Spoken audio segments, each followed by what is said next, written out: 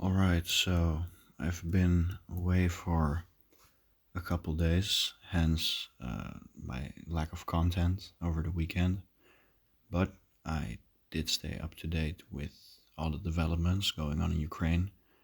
And this week, due to the extremely dire situation there, I decided to do a special on Mariupol. On Monday, what can only be described as the start of a week with continuing escalations, new escalations in the conflict. For the first time, the use of chemical weapons was claimed by the Azov regiment in Mariupol after 40 something days of fighting. Among the civilians affected by an unknown poisonous substance used by Russian troops, an elderly woman was reported to have the most serious symptoms. The relevant statement was made by the Azov regiment defending Mariupol on Telegram, according to a Ukraine Inform correspondent. Quote, the persons affected by the enemy's unknown poisonous substance used in Mariupol are in relatively satisfactory condition. Among the civilians, an elderly woman has been reported to be in the worst condition.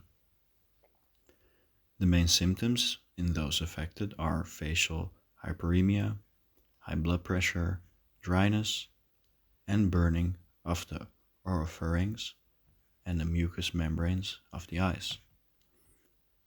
According to the Azov regiment, civilians had a minimal contact with the poisonous substance. The impact area was at a certain distance from their location. The Ukrainian military, however, were believed to be slightly closer. Now it is impossible to inspect the scene due to the enemy's shelling, as the Russians are trying to cover the tracks of their crimes. The Azov regiment also posted a video depicting one serviceman in moderate condition. Two more servicemen require regular medical supervision. Quote, at the moment, we know that the enemy has used poisonous substances or potent poisonous substances, mostly causing suffocation. Due to the blockade, it is impossible to conduct their toxicological analysis. Meanwhile, the main task is to monitor the condition of personnel and the possible effects of poisoning. End quote. A reminder that on April 11, 2022, the Azov regiment reported that Russian troops had dropped an unknown poisonous substance in Mariupol using, in their words, an unmanned aerial vehicle. By Tuesday, Russian forces destroyed 40% of multi-story buildings where 84,000 residents had lived. According to Ukraine Inform, the Mariupol City Council reported this on Telegram. Quote, the houses of 84,000 Mariupol residents have been completely destroyed. This is 40% of multi-story buildings, or about 2 million square meters. It is noted that 2.3 billion US dollars is needed to build the same amount of residential buildings and create at least basic living conditions there. The Mariupol City Council continues recording cases of the destruction and assesses the damage caused by the Russian troops. According to preliminary estimates, a total of 12.5 billion US dollars is needed to rebuild the city's infrastructure. As Ukraine Inform reported, Russian troops caused a major humanitarian catastrophe in Mariupol. The invaders are believed to be bombing unarmed residents and blocking humanitarian aid. Mariupol Mayor Vadim Boychenko said on April 12 that more than 10,000 civilians had died in the city since the Russian invasion had started. The number of victims may increase to 20,000 as the Russian occupiers keep attacking the city and the bodies of Mariupol residents have covered the streets, quote, like a carpet, end quote. There are about 120,000 civilians remaining in Mariupol, besieged by the Russian occupiers. On Wednesday, mixed messaging on the Russian missile cruiser the Moskva. The damage to the Moskva missile cruiser was caused by ammunition detonating, quote, as a result of fire. The Russian Defense Ministry was quoted by state media on Thursday as saying, adding that the cause of the blaze was being investigated. The governor of Odessa, on the other hand, said Ukrainian forces hit the vessel with missile strikes, while presidential advisor Alexei Arestovich said, quote, "We don't understand what happened," end quote. Ukraine's Southern Military Command later said that it hit the Moskva with a Neptune missile on Wednesday, causing significant damage, and that the ship had started sinking. The Southern Military Command said in a Facebook post that a fire had started after the strike. It said that Russian rescue ships were then hampered by ammunition exploding on board, as well as bad weather that had caused the Moskva to start sinking. The Russian Defense Ministry said that the crew had been evacuated, but, quote, "the ship was seriously damaged." Russia's Defense Ministry also said that measures were being taken to tow the ship back to port. The Moskva, at the time, was the second major ship known to have suffered serious damage since the start of the war.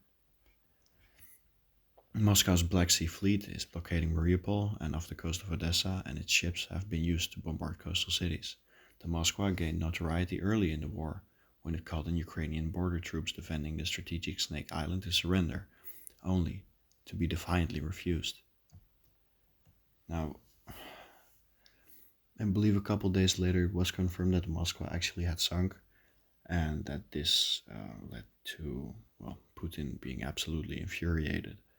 And I don't know if it was a consequence of the sinking of the Moskva, but unfortunately there have been confirmed reports, that missile strikes on Kiev have started again, continuing to this day.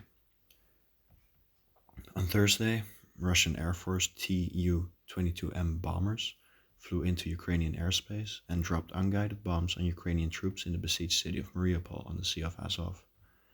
It was the first time the 120-ton swing-wing supersonic bombers directly have raided Ukraine since Russia widened its war on the country starting the night of February 23rd.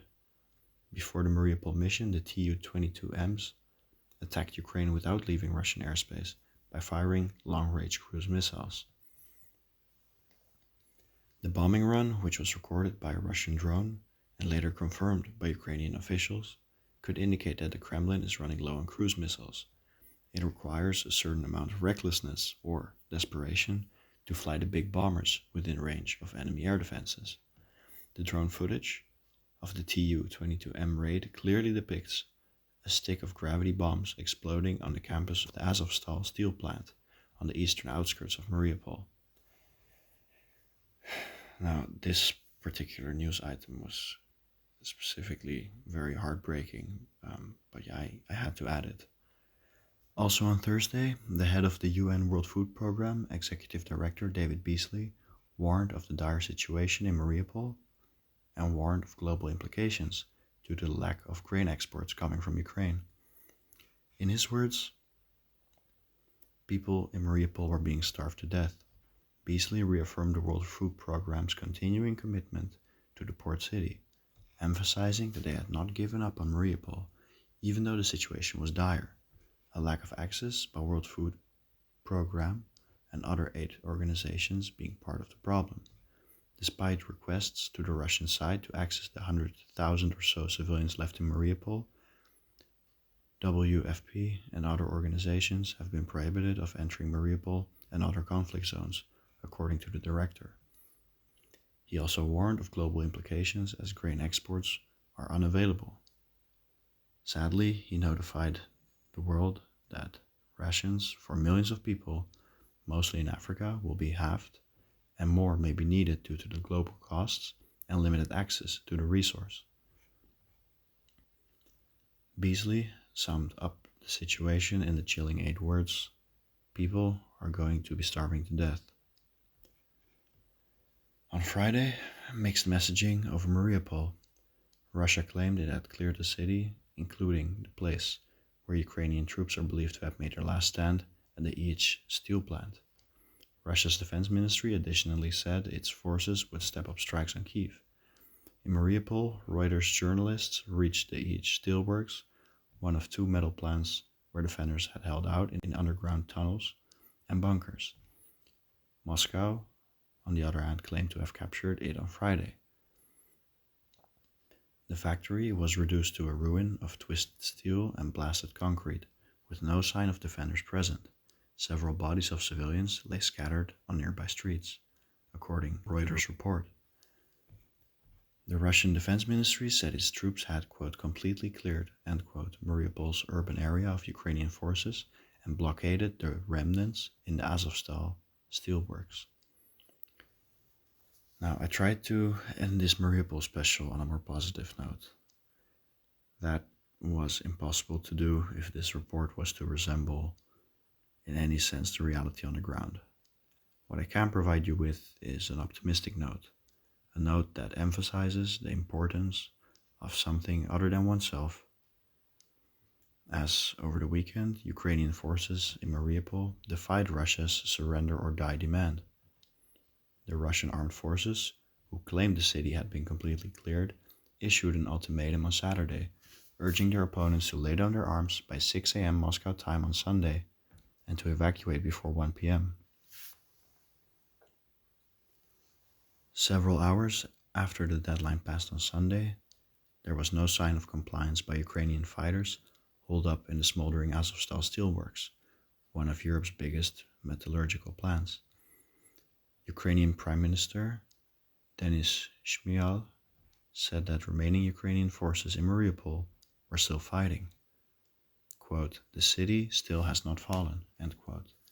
Shmyhal told ABC's This Week program on Sunday, we will fight absolutely to the end, to the win in this war. He said Ukraine is prepared to end the conflict through diplomacy if possible, but we do not have any intention to surrender.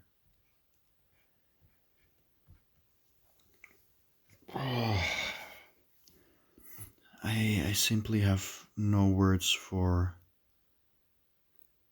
the hell on earth. I have no other way of putting it that has become Mariupol. But at the same time, I also don't have words for the ongoing display of heroism we keep seeing from the smoldering city on the Sea of Azov. Even after 7 weeks, these brave people, confronted by the highest level of adversity, prefer to resist for their country rather than to live under Russian occupation. This has been your last Global Security Flashpoint for now, as I will be traveling to the border between Poland and Ukraine in the next few days. Slava Ukraini, Heroyam Slava.